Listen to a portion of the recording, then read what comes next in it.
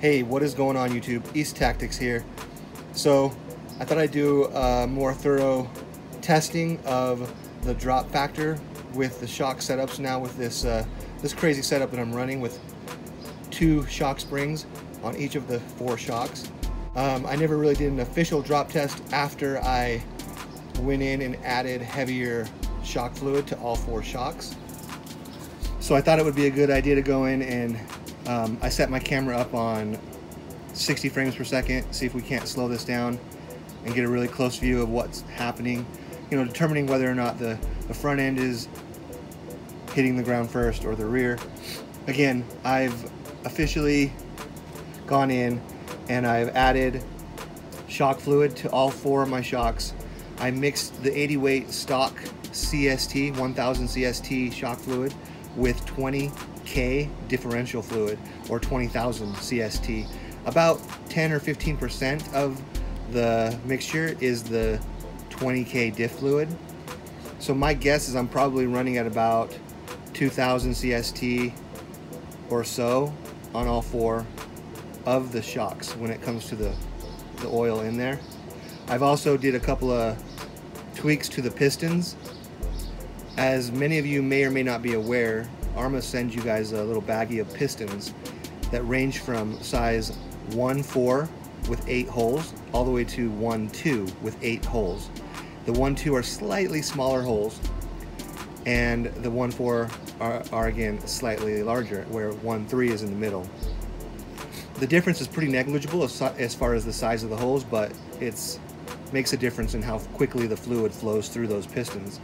Anyway, it comes stock in the rear end with 1.4, and it comes stock in the front with 1.2 piston holes. Arrma also provides us with blank pistons, which are basically just a little disc with no holes in it at all. Basically, they did that because you can create your own custom pistons by drilling your own holes, which I went in and did. I'll clip to a video here. It's really simple to do. You just got to be careful to put the holes near the outside of the piston itself so that the washer that's on the piston doesn't cover it. I put 3 holes in the rear and I put 2 holes in the front, and I used a 1/16 drill bit simply because that was the smallest drill bit that I had. I probably would have gone smaller if I had a smaller drill bit.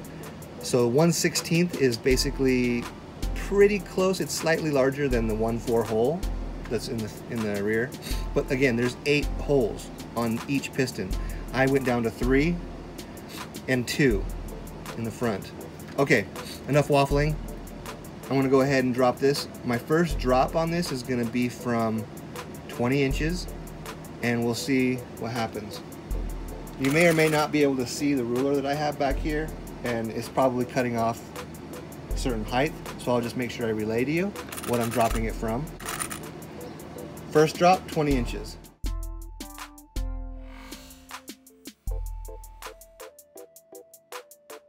Let's do it again at 20 inches. I'm trying to drop it as level as possible as well.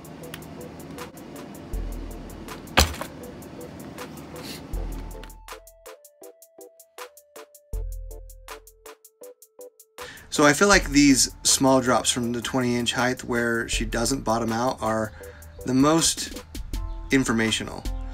As you can see here, the bottom end or the rear end never fully bottoms out in this drop.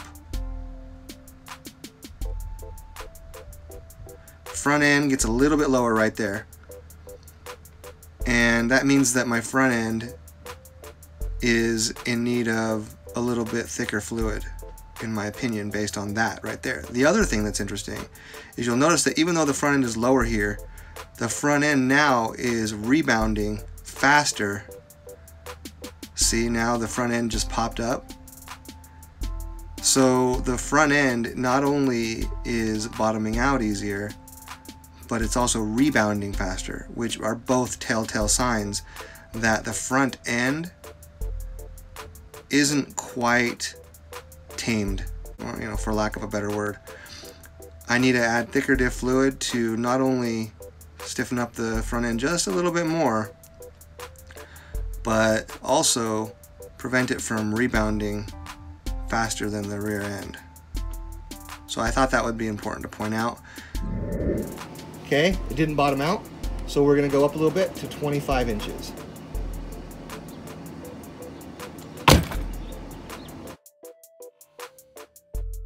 So that time it didn't bottom out. I'm gonna be dropping it when it gets a little bit higher from the front end first, and then the rear end first, because it's more mimicking the style of which your vehicle hits the ground. Most of the time when you hit the ground at an angle more like this, so your front shocks hit first, which is why typically they like the front shocks to be a little bit stiffer, and that's why Arrma put the 1-2 piston holes, which are the smaller holes, in the front. I'm going to drop it from 25 again.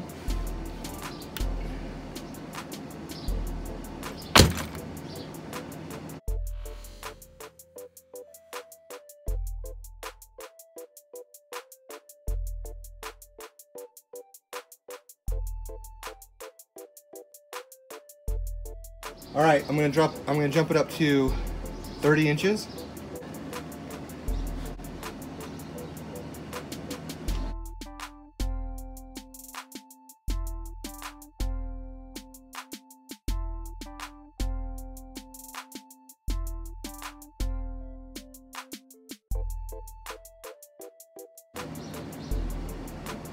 Now, I'm gonna go from 35 inches.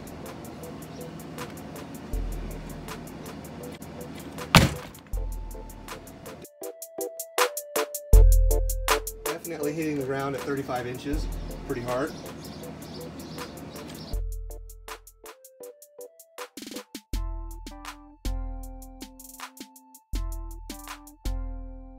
"35 inches with the front end dropping slightly sooner.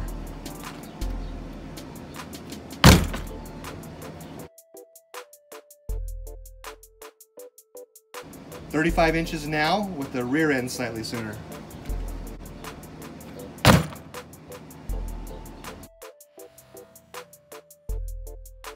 So check this out. Is it just me, or can you actually see the M2C chassis flex right there?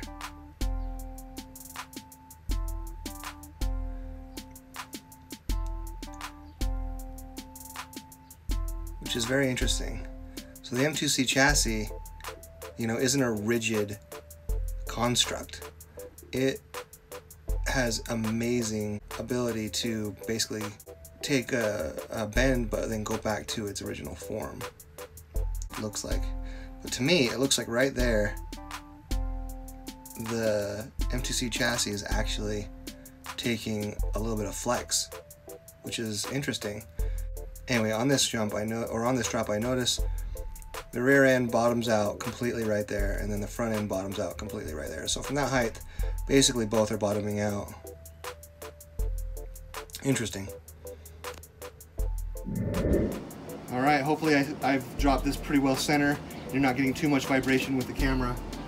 We're gonna do, my goal was for there to be no bottoming out at about 40 inches, which is obviously not there. May not ever be able to get there, but I'm still gonna drop it from 40 inches right now.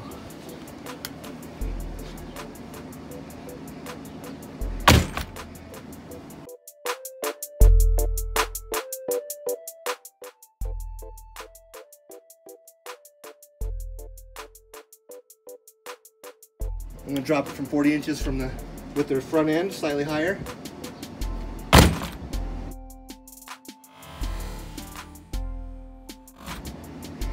Now I'm going to drop it from 40 inches, the rear slightly higher.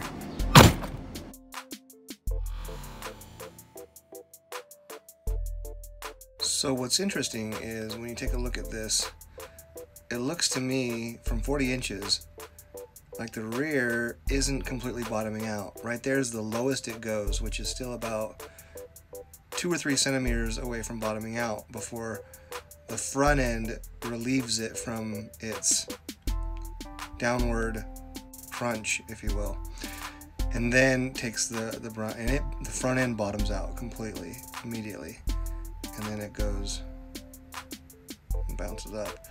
So yeah, like I would say that landing on the rear end, it seems to me that where the front end needs a little bit more tuning. So I'm going to be looking into that. Real quick though, I do want to look at something. Currently, the ride height of the vehicle pretty much maxed out because the springs are so stiff. It's perching up as high as possible. Is right here, which looks to be just under 3 inches.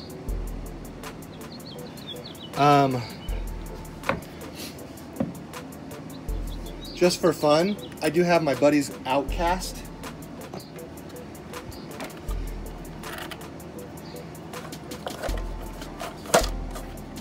Let's see what the ride height is on.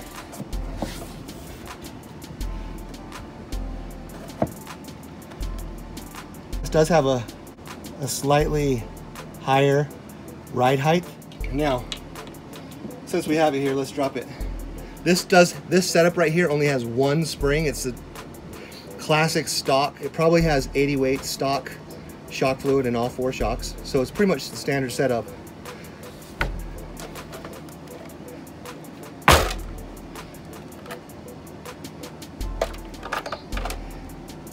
You can definitely tell that it dampens a lot better without having such massive dual springs going on. I'm gonna take the body off because it's kind of noisy. Okay, so this is from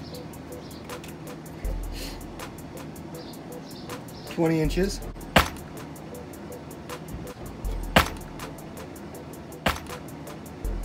So we're gonna drop this from 30 inches.